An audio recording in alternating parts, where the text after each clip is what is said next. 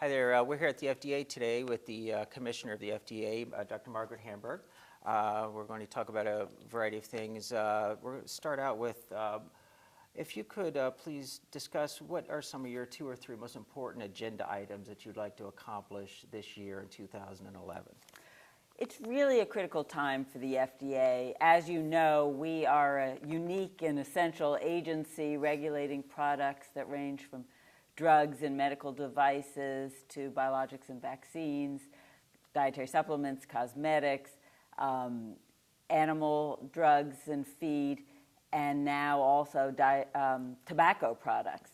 And so we have this huge range of responsibilities, and we need to make sure going forward that we are really positioned to do our job and do it well in the 21st century. And there are 2 main areas there that really matter to me.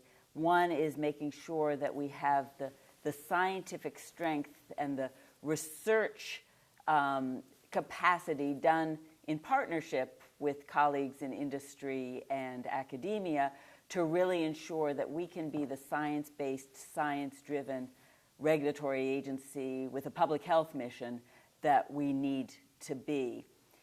The second area is responding to the challenges of globalization. We can no longer view ourselves as just a domestic agency because the products that we regulate now come from literally hundreds of thousands of facilities all around the world, hundreds of countries, and the supply chains are very, very complex.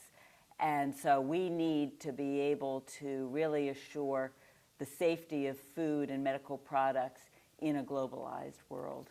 I was going to ask you about that specifically. There's been some reports from the Institute of Medicine, I believe the GAO, about that specific problem of the FDA inspecting plants, and then also a related issue of more and more clinical trials are being conducted overseas. All of these involve more resources by the FDA to go to all aspects of the globe. So can you update us on that? Have you, in terms of specifics, have you added more inspection facilities or done some specific plans for that?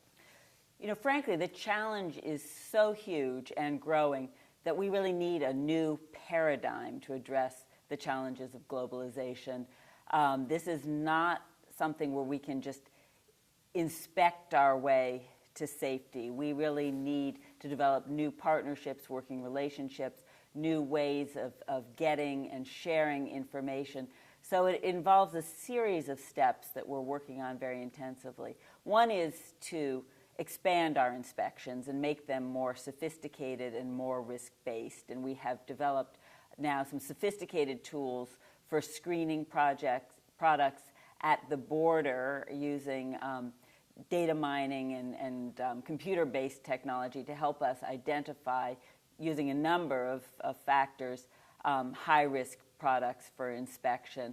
We've also expanded our inspectional capacity overseas so that we can get into these facilities that are manufacturing or producing goods that are available here in the United States and regulated by the FDA. But importantly, we're also building working relationships with our sister regulatory authorities and with the industries that we regulate all around the world to make sure that we have, number one, the best possible information about the safety of products, that we know that both the regulatory authorities in the countries that are exporting goods to us and the industries that we're working with clearly understand our standards and expectations. And working with our sister regulatory authorities, we're really starting to share information about inspections that have been done, about concerns involving products, and that enables us to have a much wider reach. Importantly, we've also created offices overseas in a number of countries, and they serve as hubs in a given region so that we can have more feet on the ground to do inspections and also work more closely with the regulatory authorities and industry in those regions towards the end of raising standards and ensuring compliance with the safety standards. But this is really important, and I think it's underappreciated in terms of people's understanding of the nature of globalization today.